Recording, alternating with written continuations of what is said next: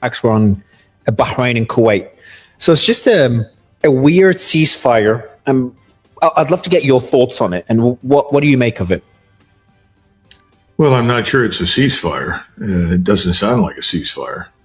It sounds as though we have different rules of engagement for ceasefires at this point. Obviously, the United States does not want all-out war, at least not at this point. And it appears that Iran is ready for all-out war if that's what's forced upon it. Let's put it that way.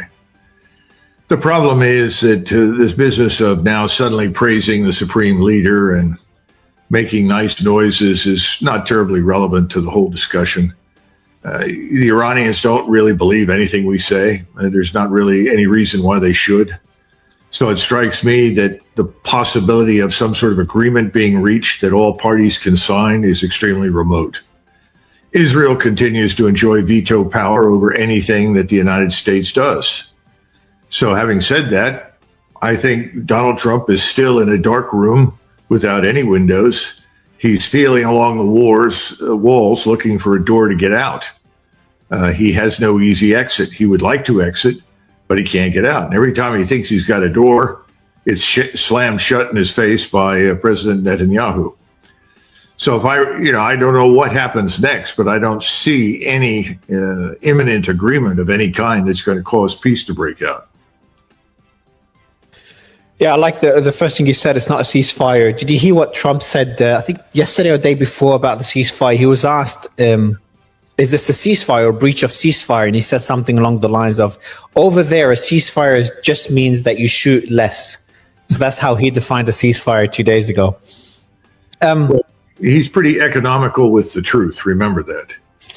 So I wouldn't worry very much about what is said at this point. I think what matters is what happens. And what continues to be the case is that Iran controls the Strait of Hormuz. End of discussion. And that doesn't seem like it's going to change. Based on what I heard last, it seems there's going to be some sort of mechanic that allows sharing the Strait of Hormuz, the proceeds from it, with the Gulf states. I know they're talking about Oman, but it might involve other Gulf states as well. Why Kuwait and Bahrain? What's just confusing me yesterday is, can't Kuwait and Bahrain just tell American forces to stop using the bases there to attack Iran, so Iran stops striking them, or it's not as easy as that? Well, I don't know. I think you're right. I think they could very easily say that whatever agreements are in place between us are no longer valid. All American military personnel and equipment should leave. They could do that. So could UAE. Remember, UAE, Kuwait, and I suppose to some extent Bahrain are viewed by the Iranians as Sykes-Picot states. These are creatures of British imperialism.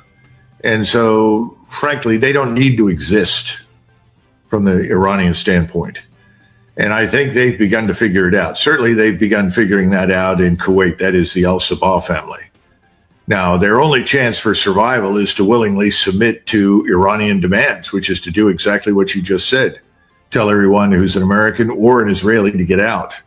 Because remember, the view right now from Tehran is that any American military presence or intelligence presence is effectively the same as Israeli intelligence or military presence. Yeah, the Bahrain one is interesting. I've only learned recently in the last year or so about how vulnerable Bahrain seems to be. I could be wrong. But you've got, I think it was yesterday, there was an attack on one of the police stations by a resistance group in Bahrain. They took credit for it. That's a very minimal attack. Could be just a bunch of guys throwing a Molotov cocktail or something like that at a police station. But I know that many years ago, there was very significant protests that Saudi supported Bahrain in bringing to a halt. Is the monarchy in Bahrain vulnerable, or is that being overstated? I think it's understating it. I think they may well be on the agenda or schedule for extinction. Remember, you've always had large Shiite populations in those areas, and the Shiite populations have always been suppressed and treated as second-class citizens. Iran has demonstrated that it is the dominant power in the region, and there isn't a great deal that the United States or Israel or anybody else can do to protect these states from Iran. As a result, we're back to where you started. You're absolutely correct. You can do the following: Kuwait, Bahrain, UAE, whatever. You can throw the Americans and the Israelis out. at that point, we'll reconsider what you're doing and we'll tell you whether or not we care to let you survive. I mean, literally, that's what it comes down to. And this is very important, not just for the Gulf. This is global significance. I'll give you a quick example. I was talking to some Scandinavians, let us say, people from a Scandinavian country that is now in NATO. And they said, how do you think we should organize ourselves? I've written a lot of books on military organization and reform and so forth. So they wanted to talk to me about how do you think we should organize for the future? I said, well, what has Iran done? And they looked at me very strangely. And I said, Iran has demonstrated that it can defend its territory effectively without a navy and without an air force. And they looked at me. I wrote a book years ago. It was published in 2003 called ISR Strike. It was about intelligence, surveillance, reconnaissance platforms in space, overhead, effectively from seabed to space, that could provide persistent surveillance. That's very important, persistent surveillance. In other words, nothing comes in, nothing goes out that you don't know about. And that data is targeting data that is sent instantaneously to any number of platforms on the ground or in the air or at sea. Most of them, obviously, in Iran are on the ground. These platforms can launch missiles, various types of missiles, all the way up to Khorramshahr, which goes out 1,200 miles, down to the latest Chinese cruise missiles designed to sink capital ships that go out to about 180 miles. That targeting data goes instantly to the weapon system, and the weapon system fires, and that target is destroyed. The radars, of course, are all part of this, and you need lots of redundancy. In other words, multiple radars as well as multiple overhead surveillance platforms. That is where we are. And what that means is that any nation on the planet that wants to secure itself against external attack can do what Iran has done. Well, that's a huge revolution. How much money is required to build what I just described? Very, very little. A couple of $billion. The satellite is not too difficult to get. Yeah, satellites. Well, you can lease them. You can make arrangements to use other people's satellites. You can launch your own, whatever. But it's not just satellites. There are all sorts of platforms that are unmanned that can be utilized. Sensors on the seabed that can be utilized, that you can put inside the Gulf, in the entrance to the Gulf, in the Gulf of Oman, the Indian Ocean, wherever you want to do it. My point is, we spend almost $1 trillion a year, and we are paralyzed right now by a nation that spends a fraction of that, a few billion, and not necessarily in a year, over time. And it's very effective. It stops everything. Because everybody knows if you send a cruiser, a destroyer, let alone an aircraft carrier through the Persian Gulf right now, the probability that it will be neutralized, end up dead in the water, or worse, decorate the bottom of the ocean is very high. That probability is very high. And so if you're looking at this now from the standpoint of other nations that don't spend hundreds of billions of dollars on defense, this is a huge success. It's a revolutionary event. Now, what that means for Korea, for the Republic of Korea, for instance, it sits on a peninsula that is surrounded on three sides by water, and only one side has a land border with North Korea. This is huge. That means that they can target anything within a radius of 500 to 1,000 miles of the Republic of Korea. Is that enough to secure Korea? In all probability, it is. Now, I'm talking exclusively in terms of high-end conventional warfare. Could you integrate nuclear weapons into this? Well, of course, but anybody who wants one or wants to use one is, in my judgment, certifiable. Crazy, forget it. If we could get rid of all of our nuclear weapons, I think we would. I think if the Russians could, they would. So would the Chinese. Nuclear weapons are poison.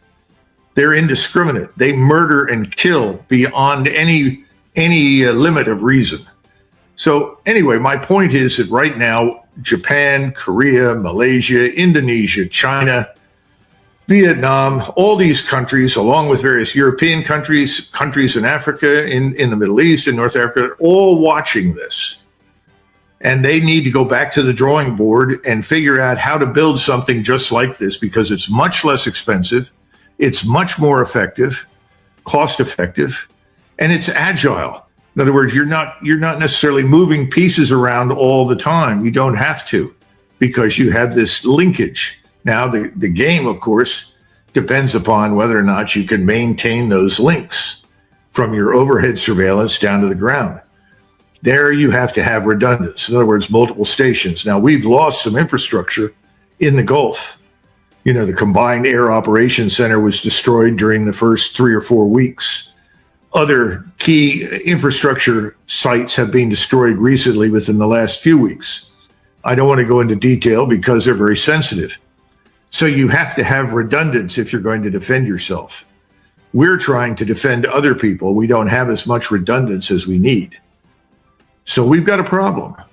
And I think the rest of the world has recognized what's going on. And when they fully grasp it, Mario, a lot of people are going to ask us to leave, because we're just a magnet for the wrong kind of attention. And if you're living in the Persian Gulf right now, do you want to live with the constant threat of being destroyed by Iran simply because you have American and Israeli people on the ground in your country manning equipment or manning infrastructure? I think the answer is probably no. By the way, the Israelis are familiar with this. I went over there in 2020 and tried to explain this very thing to the Israelis, because I was thinking exclusively in terms of defense and defending Israel. And I said, this is exactly how you defend Israel at relatively reduced cost and great effectiveness. You can reach out and hit anything you need to within 500 to 1,000 miles of your borders. Of course, at the time, I did not bank on this offensive war for Greater Israel. But the problem for the Israeli war for Greater Israel is that that's not really acceptable inside the region, because it doesn't simply overturn the status quo, it destroys it.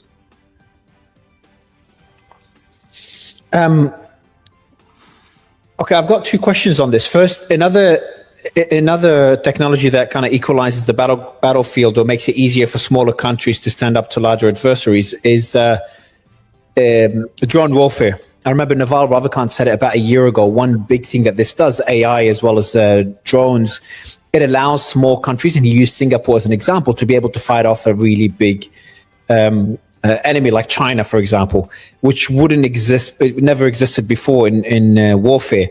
And we're seeing that play out with Hezbollah. Obviously, Russia, Ukraine is one example, but Hezbollah and Israel is another. My question to you is, how do you think the Gulf will be able to build any form of defense against Iran? Not saying that they shouldn't improve relations with Iran, but they need to have, as an alternative, they need to have a deterrent there, a plan B. Is that even possible, considering they're much smaller countries? Well, we need to consider a couple of points. Point number one is, for every measure in war, there's a countermeasure. So don't assume that whatever worked today or works this month will work in perpetuity. The first thing that happened was the Russians learned how to jam most of the unmanned systems, that is the drones that you're talking about. Well, then if the Russians can jam drones, well, so can the Ukrainians. So then the Russians came up with the fiber optic thread that is produced in China, which is almost invisible to the human eye. And this thread means that the commands to the flying unmanned object are transmitted through that fiber optic thread. The fiber optic thread goes out to about 40 kilometers. And then it stops because the thread breaks. And if you haven't found a target, it just goes into the ground. What I'm trying to say is that you're right, but you should not assume that there will not be more countermeasures in the future to deal with these threats. Some threats are invincible. What's invincible? Well, I think your hypersonic missile is currently invincible until you can break the laws of fractal mathematics, link light, gravity, and magnetism as forces. You're going to have to shoot down incoming missiles. Now, why do I say that? Because if you can do the things I just described in physics, then you can have force fields. And force fields can stop incoming warheads, incoming missiles. We're not even close to that. I don't know if we ever will be. I mean, I'm not one of these people that believes that there's always progress. sometimes things don't go well and then they go well again. I'm more accustomed to cycles. So my point is, I don't know when that will happen, but for the moment, the hypersonic missile is the unstoppable device. All of the others, in one shape or form or another, you're going to find countermeasures for it. The Russians have developed lots of interesting countermeasures. The Germans produce a lot of weapons right now that are radar guided, and the radars are very good, and they turn off, they turn on. The speed of light, which is what the speed of communications is in the atmosphere, is astonishing. So you can bring countermeasures to bear more quickly now than ever before. And I expect when this war ends, whenever it ends, it's not close to it at this point, we'll see more countermeasures. So what you're describing that seems invincible today may not turn out to be terribly effective tomorrow.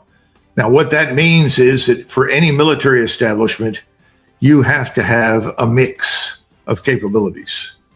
In other words, you can't become entirely dependent upon one. You can build 1 million drones, but if there's a way to stop the drone, then your 1 million drones are not going to be terribly effective anymore. So you may only want a couple of 100,000 drones, and then you may want to build other kinds of weapon systems organized differently within your geography. And remember, geography has a big part to play in this. And you just asked a critical question about the Gulf states. Their geography is very difficult to defend. One person that I know well, who's been there many times, he always describes the Emirates as 10 to 15 kilometer countries. You go 10 to 15 kilometers inland, and what do you find? There's nothing there. Desert. Very vulnerable. Very vulnerable countries. How do you fix that vulnerability? Well, I think the lesson for the Emirates is you don't fix it by aligning yourself with and becoming a co-belligerent. If you align yourself with one enemy against the others, you're at risk. So to some extent, diplomacy has to play a role. You have to be smart. You have to have a strategy that protects you and makes it clear that you are not a threat to someone else like Iran. And of course, we know they've done the opposite over many, many years. So the sympathy right now for the Emirates is about zero. It's much like the attitude in Iran towards Saddam Hussein in Iraq after the Iran-Iraq war. There was no sympathy for the Iraqis after the losses they took in that war. Now things have changed. The government is different in Iraq, so you've got a different set of circumstances. By the way, when you mentioned Kuwait, I'm sure you're aware of it. There are a lot of people who are convinced that whenever this ends, that Kuwait will simply fall into the hands of Iraq. And the Iranians have signaled that they would welcome that. Fall in the hands of the Iraqis? You mean Iraqi militias would attack Kuwait? No, attack? You don't have to attack Kuwait. Just march in and take it over. They will simply annex Kuwait. But why? Why not? Why not? How many people live in Kuwait? What are they doing in Kuwait right now? They're throwing people out of the country. How many citizens do the people of Kuwait really have? How many Palestinians are being thrown out of Kuwait? How many citizens of other Gulf states and other countries are being thrown out? They're throwing them out at quick time. My point to you is that it's a tiny fraction of a population that lives in Kuwait. The population of Iraq is 25, 26, 27 million. So the argument is, if you're a Shiite Iranian, that Kuwait really ought to belong to Iraq, because then they can share in those resources, and that can be terribly helpful to the Iraqi people and the Iraqi state. I'm not arguing for it. I'm not trying to defend it. You asked a question. Why would you think that way? I've tried to answer it for you. Yeah, no, I've heard that. I've had a guest mention it a while ago, but I dismissed it as not a significant risk, and they mentioned it during the war. I hope it doesn't happen. I just hope that those countries figure out diplomacy. I'm assuming and I'm hoping the UAE is starting to improve relations with Iran, because the attacks that happened in the last week were on Kuwait and Bahrain, and it seems that Emirati territory was not used on the attacks. I don't know what Kuwait and Bahrain are doing and whether they have a choice and why their bases are being used to attack Iran, but I wouldn't be surprised if that changes as well. I think the Gulf should come together to be able to build any form of military deterrence against Iran, even though that seems extremely unlikely. And I also think it's very important that they improve diplomatic relations with Iran. and put the past behind them. Again, I'm not saying this is going to happen. I just hope it does. Well, hope is not a method. And so I would dismiss it out of hand. I would turn your attention to Poland. You know, the Poles were very stupid back in 1939. Their dictator or president for life passed away. His name was Piłsudski. He was an extraordinarily brilliant man. He passed away, and he was succeeded by a group of 4 or 5 colonels who took over the government. And before he died, on his deathbed, he warned them. He said, look, we Poles live between 2 giant millstones. One is Russian and the other is German. You have to make a choice. You have to align yourself with one or the other.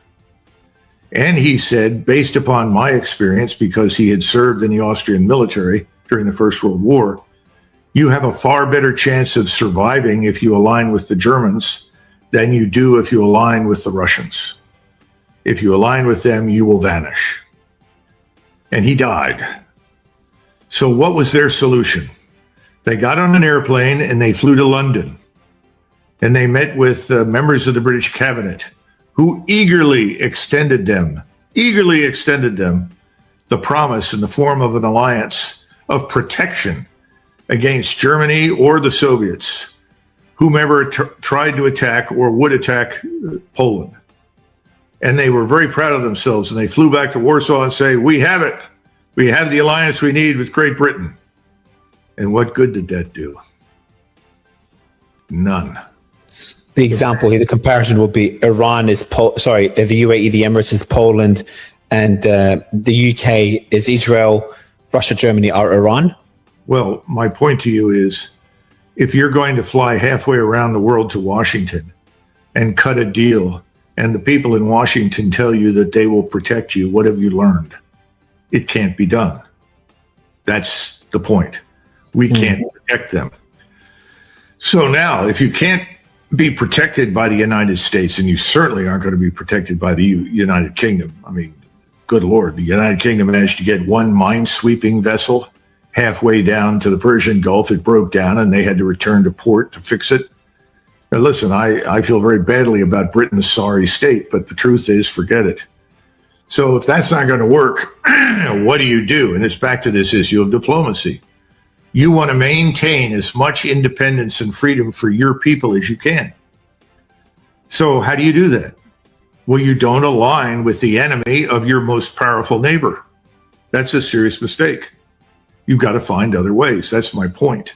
The Poles should have found a different way forward. They didn't do that. They needed to make a choice. Piłsudski was right. And even now, the Poles are still, stuck in this bitterness that is dangerous for their survival. We cannot protect them. Yet, what do they want? Bring more American soldiers to Poland to protect us. Big mistake. We're 6,000, 7,000 miles away. You're better off on your own. Think about the map. What is your strategy?